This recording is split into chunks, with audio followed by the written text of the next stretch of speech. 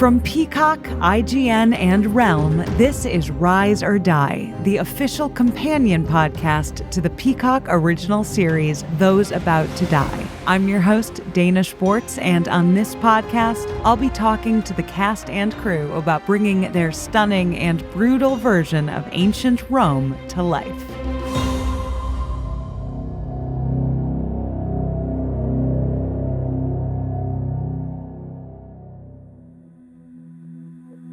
In a period piece like Those About to Die, or sword and sandal epics, as they're sometimes called, audiences have high expectations when it comes to costumes. What the character is wearing doesn't just say something about them, it says something about the world they inhabit. Creating the costumes for Those About to Die and helping create the world of the show required rigorous research and a heroic costume department. And the result? A depth of character that allows the audience to better understand the complex political landscape of the Flavian Empire. Today, we speak with costume designer Gianni Casalnuovo, who's based in Rome, and drew inspiration from the world around him.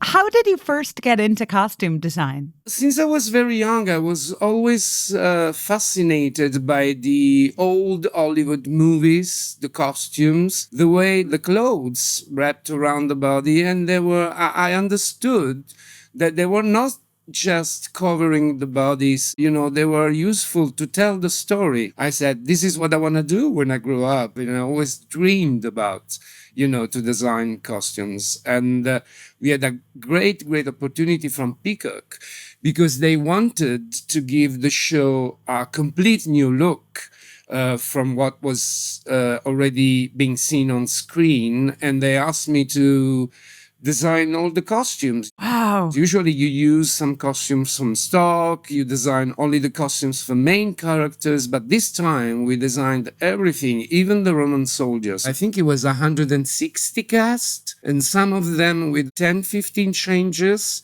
and some of these changes had like 8 to 12 repeats. So when you choose a costume for an actor, you have to think if you can buy enough fabrics to make 12. Yeah. It's a very complex and hard process, but I think we made it. When you're starting from scratch for a brand new visual aesthetic, where did you even start in terms of your research and in terms of putting together that new look for Rome? I always start from a big research. Everything, a lot of books, and I'm living in Rome.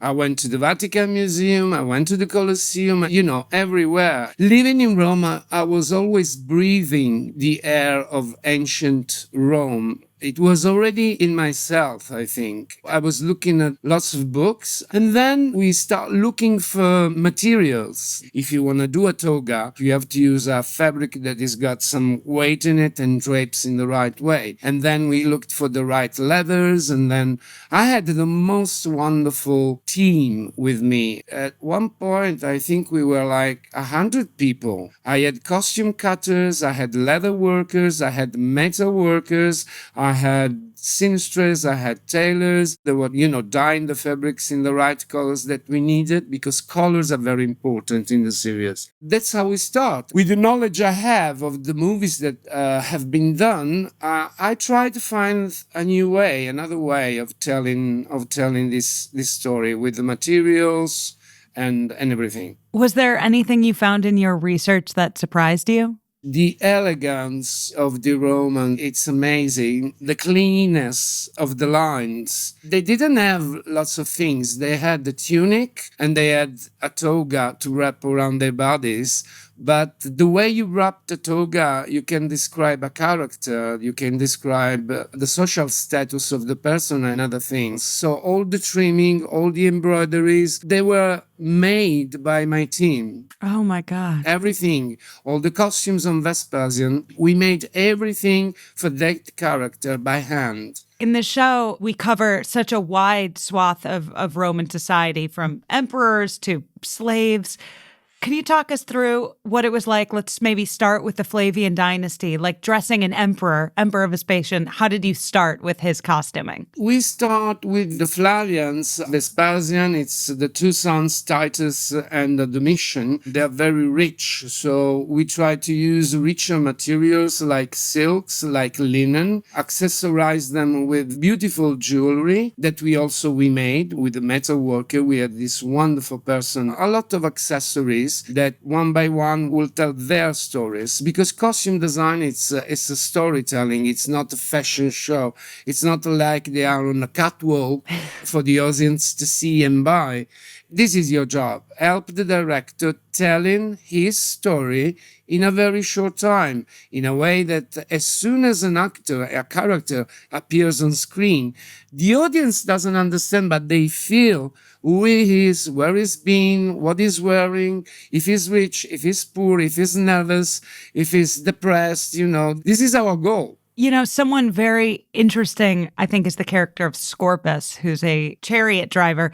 Obviously, he's sort of a celebrity of the day. He's someone who has money, but he doesn't have a title. So how would you dress him in a way that conveys that without conveying that he's a member of the patrician class? Scorpus was one of the most difficult, not because of all his wardrobe, but because we start from him to do the cuirass, the armor that we use for the charioteers. That was one of the most difficult things. Yeah. If I'm not wrong, I think we did the 10 prototypes till we got to the right one. It was amazing because the result is something really beautiful, because they are the stars of the show, They have to appear to the audience. They have to see them. They have to look at them with envy sometimes.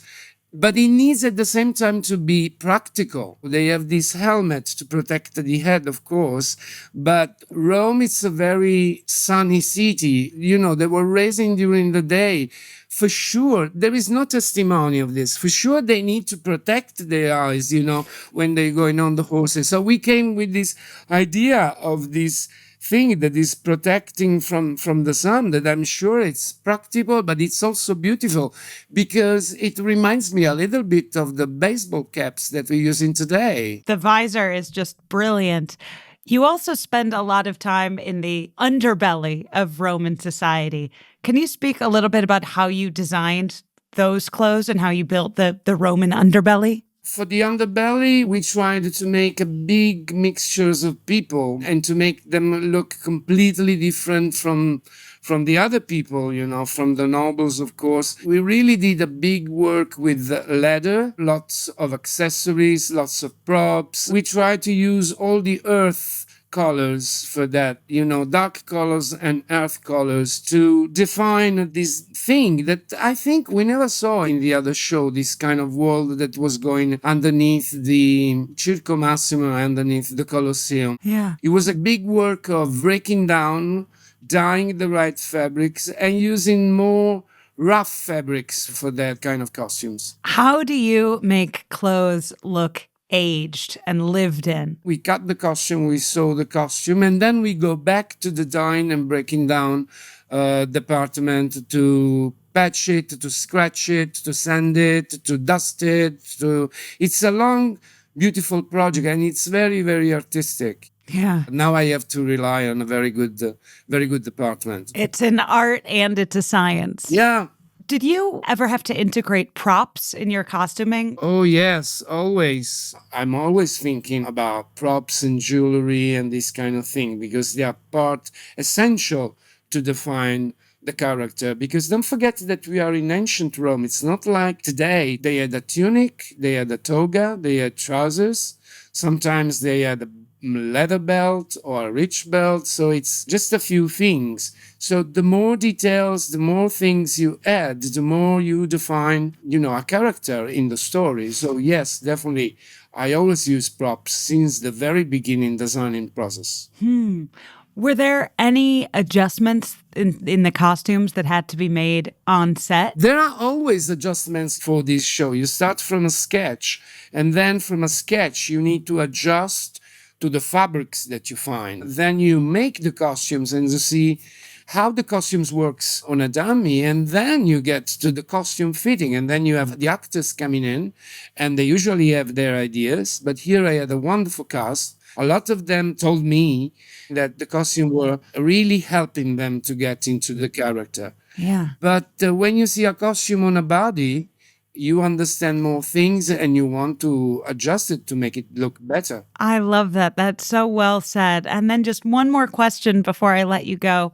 What does the title, Those About to Die, mean to you? Oh, Those About to Die?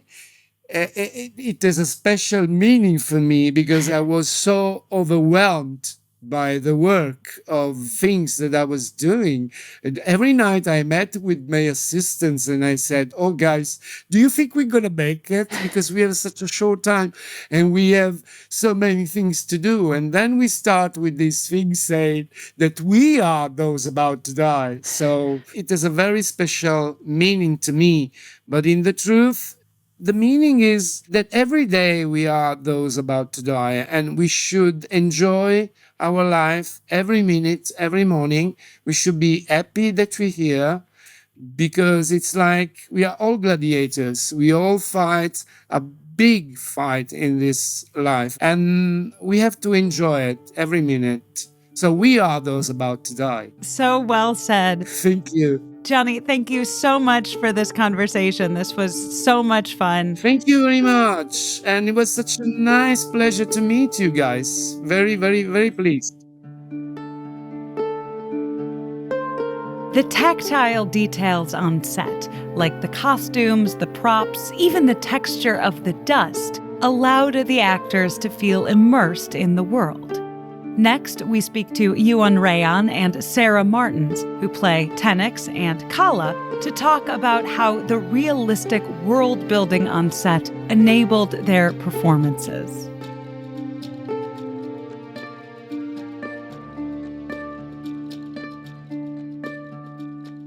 What's amazing about the Underbelly is that we're with the people. This isn't Rome from the Emperor's box seats. Could you speak a little bit more about that, about the physical experience of being in the Roman Underbelly? The sand and the dirt down there and the smoke and the sets were just incredibly designed and built. And there was just so many supporting artists and horses. And I think the genius of it all is it's all built that you can kind of move in and out of rooms. And, you know, when we're followed by a steady cam and you're going from outside into the stable and then you're back out again, and you can do all that because of how brilliantly it's been built. And for an actor, that's a dream. Although you do get a lot of sand in your sandals.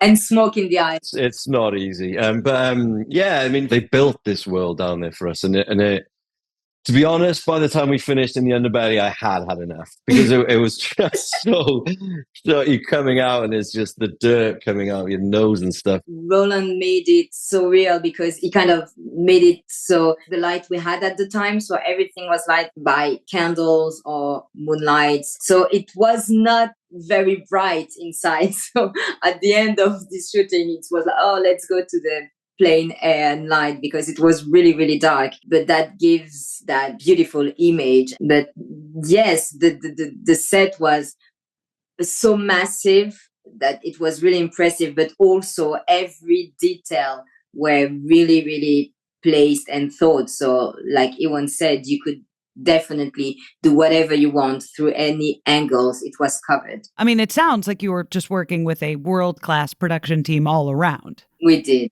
Yeah. I hadn't realized that was the experience on set, that it was like built out as if you were really under the Circus Maximus. Yeah, it's amazing. And we are fascinated by the real horses that were used. I spoke to Johannes Johannesson, the actor who plays Vigo, and he said it smelled really bad down there. Do either of you have a comment?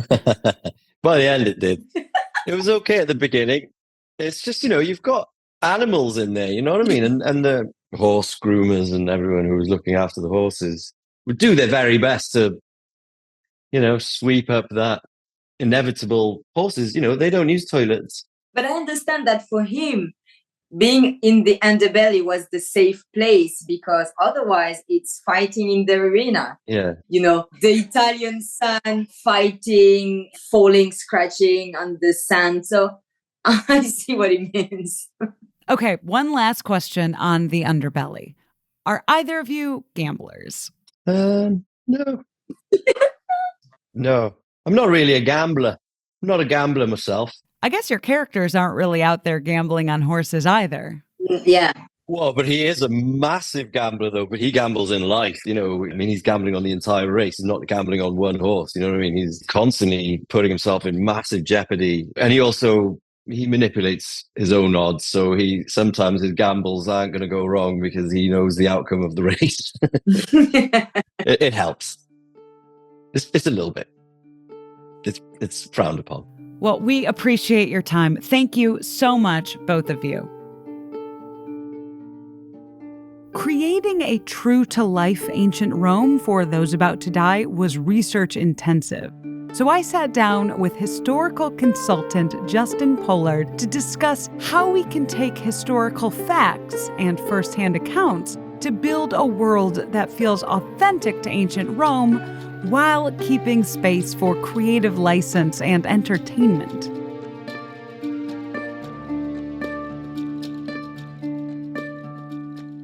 The Roman period is always a joy to do because we know enough about it. So there's a lot of material to start with, but there are always things that are surprising. There are always things they haven't seen. There are always new discoveries that have been made by archaeologists or historians to tell the story a different way. So much of our society in the Western world, we look around, in Europe and America, things look quite Roman. The stone buildings, columns, arches, the basis of law, a lot seems very familiar. And we can look back at Rome and think, yeah, a lot of what we have today, we got from them, didn't we? It almost feels as though we've sort of built on their society. But in fact, our society is very different. And there are some enormous differences between us and them. So we have that strange interest in Rome in that it's fascinating and familiar, but there is an almost appalling strangeness as well. How do you balance depicting a fictional television world, obviously based in real history? How do you balance dramatic license and being accurate to history? It's always the big question. But the job is not to be accurate. I'm not a teacher who goes through the scripts marking them and writing, see me in red pen on the top of them. C-. Yeah, exactly. History is an argument between the past and the present. The past is done and is set. History is what we do in the present day, looking at that past and seeing what we think about it. So when it comes to sort of historical drama, what you're trying to do is not forensically reconstruct the past. You can't do that. You can't afford to do that. We don't have the data to do that. And frankly, most of it would be very boring because it would be all of everyday life. So what we try to do is make it authentic. What you want to do is help all those other departments, the camera department, the director, the writers, and getting their audience to suspend disbelief, to believe they're in a world that feels and looks and sounds and smells Roman. And to do that, you take elements from the past we do know about, and you fold those into a dialogue that is by definition a dialogue written in the present day. What we try and avoid doing always is to misrepresent the past. That's so well said. That's such an interesting balance because obviously you want the television show to be engaging and entertaining. The first thing you have to do is get people to watch your show.